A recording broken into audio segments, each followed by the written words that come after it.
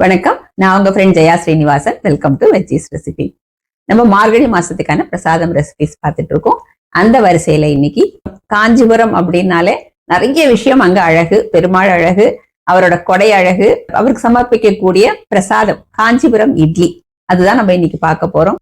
காஞ்சிபுரம் இட்லி அதே மாதிரி நல்லா சாஃப்டா, நம்ம முழு உளுந்து, கருப்பு உளுந்து சேர்த்து பண்றதுனால நல்லா வாசனையா, மிளகு, ஜீரகம், சுக்கு வாசனையோட பிரமாதமா இருக்கும். இதை மிக்சிலேயே அரைச்சி நம்ம ஈஸியா நம்ம ஆத்துல எப்படி பண்றது அப்படின்னு பார்க்கலாம்.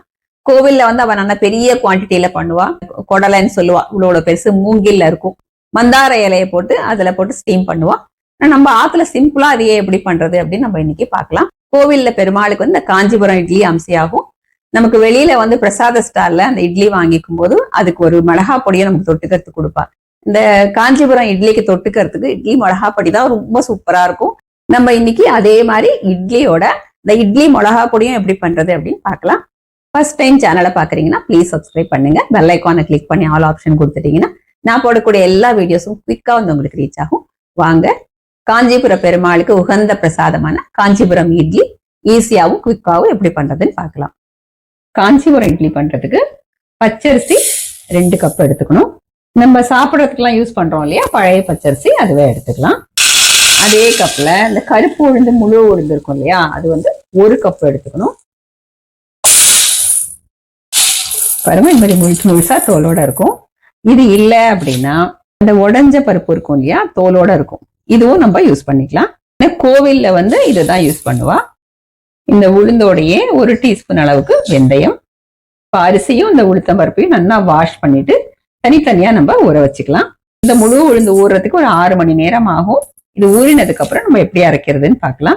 இந்த முழு உளுந்துக்கு பதிலா இது போல உடைச்ச உளுந்து நம்ம யூஸ் பண்ணோம் அப்படின்னா இது ஒரு 3 மணி நேரத்துல ஊறிடும். காஞ்சிபுரம் இட்லிக்காக நம்ம ஊற வச்சிருக்கிற முழு உளுந்து, தோல் உளுந்து பாருங்க, ஃபர்ஸ்ட் கிளாஸா ஊறி இருக்கு. பச்சரிசியும் நல்லாவே ஊறிடுட்டு நம்ம எப்படி இட்லி கரைப்போம் இல்லையா, அதே மாதிரிதான் ஃபர்ஸ்ட் இந்த உளுந்து வெந்தயத்தை மிக்சி ஜார்ல எடுத்துட்டு தண்ணி தெளிச்சு நல்லா நம்ம இட்லி கரைக்கிற மாதிரியே அரைச்சி எடுத்துக்கணும். இதுக்கப்புறம் இந்த பச்சரிசி இருக்கு இல்லையா, இதை ரவா பதத்துக்கு நம்ம அரைச்சி எடுத்துக்கணும். இது ரெண்டையும் அரைச்சிட்டு நான் அதுக்கப்புறம் உங்களுக்கு காமிக்கிறேன். உளுந்து வெந்தயம் அரைச்சி இந்த பவுல்ல எடுத்துட்டு இருக்கேன். அடுத்த அரிசியும் நல்லா கொரப்பா அரைச்சிருக்கேன். கொஞ்சம் கெட்டியாவும் அரைச்சிருக்கேன், ரொம்ப தண்ணி சேர்க்கல.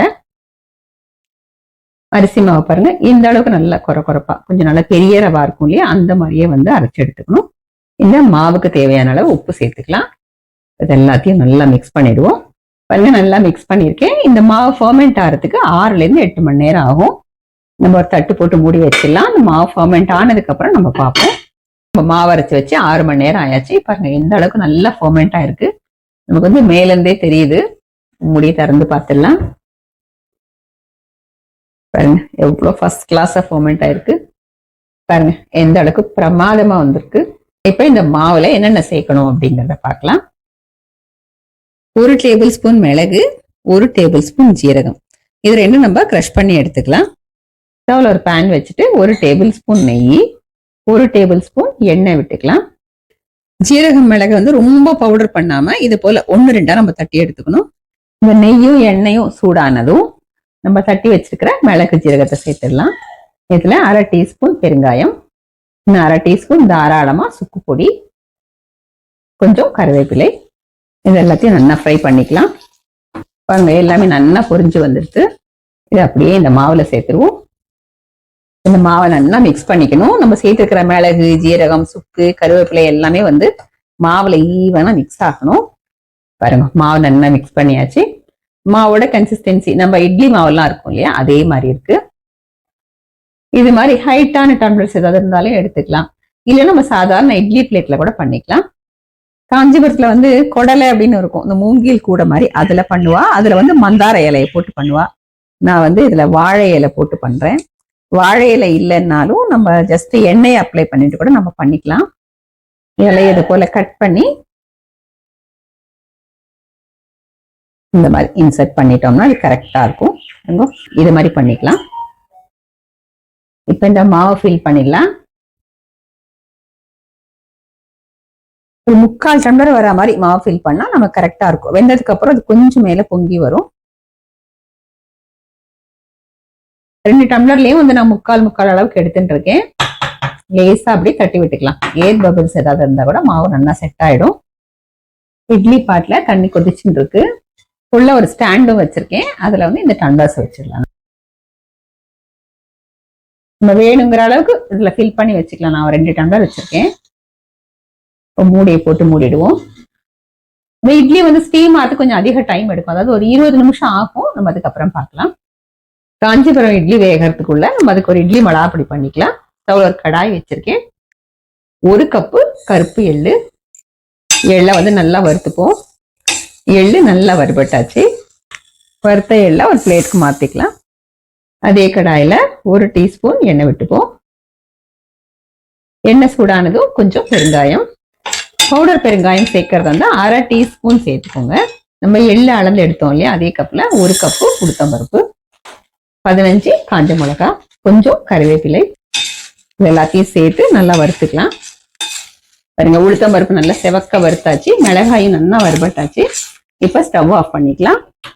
இதுலயே தேவையான அளவு உப்பு சேர்த்துருவோம். உப்பு சேர்த்ததுக்கு அப்புறம் லேசா வதக்கி விட்டுக்கலாம். அந்த உப்புல இருக்கிற ஈரம் வந்து போயிடும். ஸ்டவ் எதுவும் ஆன் பண்ணணும்னு அவசியம் இல்லை. அப்படியே இந்த கடாயில் இருக்கிற சூடே போதும். இதெல்லாம் சூடு ஆறட்டும், நம்ம அதுக்கப்புறம் பார்க்கலாம். நம்ம இட்லி மிளகாய் பொடிக்கு வறுத்தது எல்லாமே நல்லா சூடு ஆறிடுது. மிளகாயையும் பெருங்காயத்தையும் நான் மிக்சி ஜார்ல எடுத்துட்டு இருக்கேன். ஃபர்ஸ்ட் நம்ம இதை அரைச்சிக்கலாம். இந்த அளவுக்கு கொரப்பா அரைச்சிருக்கேன். நம்ம வறுத்து வச்சிருக்கிற உளுத்தம் பருப்பு சேர்த்துருவோம்.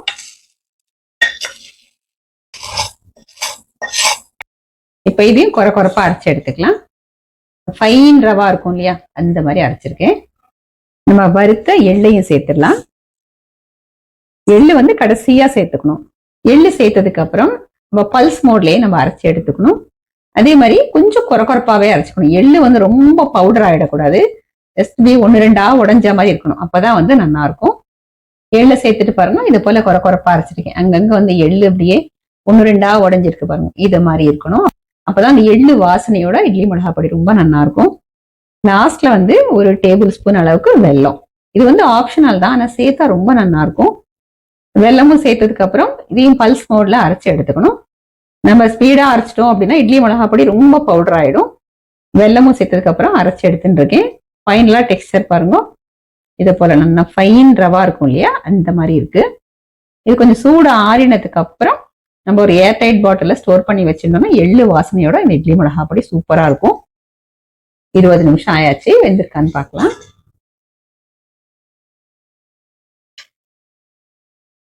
பாருங்க, அழகா நீட்டா ஒட்டாம வந்துடுது. நல்லா வெந்தாச்சு. இப்ப ஸ்டவ் ஆஃப் பண்ணிக்கலாம். இது கொஞ்சம் சூடு ஆறினதுக்கு அப்புறம் நம்ம எடுத்துக்கலாம். இது கொஞ்சம் சூடு ஆறிடுது. நம்ம இலை போட்டிருக்கறதுனால கொஞ்சம் கூட ஒட்டாது. பாருங்க, அழகா ஸ்லைட் ஆகி வருது. ஒருவேளை இலை போடலை அப்படின்னா கத்தியால சுத்தி கொஞ்சம் ஸ்கிராப் பண்ணி விட்டுட்டோம்னா ஈஸியா வந்துடும்.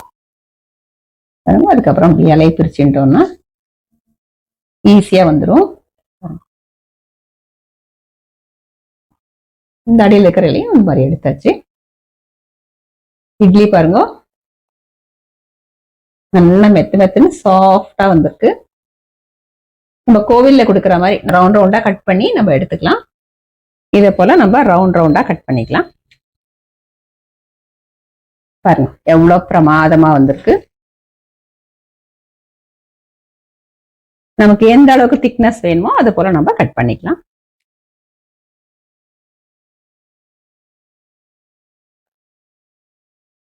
இது போல நம்ம ரவுண்ட் ரவுண்டாவும் கட் பண்ணிக்கலாம். காஞ்சிபுரம் இட்லியும் இட்லி மிளகாய் பொடியும் ரொம்ப பிரமாதமா அமைஞ்சிருக்கு. இட்லி வந்து எந்த அளவுக்கு சாஃப்டா வந்திருக்கு அப்படின்னு நம்ம பார்த்தோம். சுவாமிக்கு நைவேத்தியம் பண்ணியாச்சு. இப்ப நம்ம பிரசாதம் எடுத்துக்கலாம். பிரசாதத்துக்கு நமக்கு தொட்டுக்கிறதுக்கு இட்லி மிளகாய் பொடி பண்ணியிருக்கோம் இல்லையா, அண்ணா இது கூட எள்ளு வாசனையோட ஃபர்ஸ்ட் கிளாஸா இருக்கும்.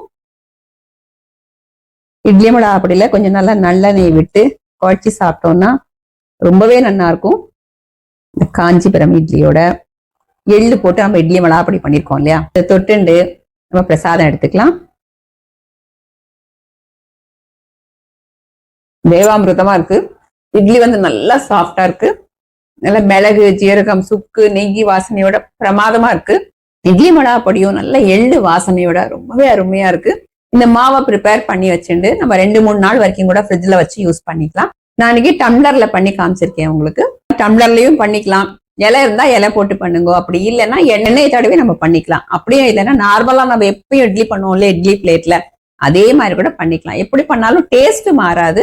மிக்சியில அரைக்கும் போது 2 கப்பு பச்சரிசிக்கு 1 கப்பு உளுந்து யூஸ் பண்ணிக்கலாம். நம்ம இன்னைக்கு அப்படிதான் பண்ணிருக்கோம். ஒருவேளை நீங்க கிரைண்டர் யூஸ் பண்ண போற அரைக்கிறதுக்கு அப்படின்னா 3 கப்பு பச்சரிசிக்கு 1 கப்பு உளுந்து எடுத்துட்டா கரெக்டா இருக்கும். நான் வந்து முழு உளுந்து கருப்பு உளுந்து யூஸ் பண்ணிருக்கேன். தோல் உளுந்து உடஞ்சது வரும் இல்லையா, அது கூட நம்ம யூஸ் பண்ணிக்கலாம். இதே மாதிரி இதே மெத்தட்ல இதே அளவுகளோட காஞ்சிபுரம் இட்லியும் அது தொட்டுக்கிறதுக்கு காஞ்சிபுரத்துல நமக்கு பிரசாத ஸ்டால்ல கிடைக்கக்கூடிய இட்லி மிளகாப்பொடி, இது ரெண்டையுமே நீங்க ப்ரிப்பேர் பண்ணி பாருங்க. இந்த காஞ்சிபுரம் இட்லியை ப்ரிப்பேர் பண்ணி இந்த மார்கழி மாசத்துல பெருமாளுக்கு நைவேத்தியம் பண்ணுங்க. ஃபர்ஸ்ட் கிளாஸா அமையும். ட்ரை பண்ணி பார்த்துட்டு எப்படி வந்ததுன்னு கமெண்ட்ல சொல்லுங்க. லைக் பண்ணுங்க, உங்க ஃப்ரெண்ட்ஸ் அண்ட் ஃபேமிலியோட ஷேர் பண்ணுங்க. இன்னொரு மார்கழி மாத பிரசாதம் ரெசிபியோட நாளைக்கு நான் உங்களை மீட் பண்றேன். தேங்க்ஸ் ஃபார் வாட்சிங்.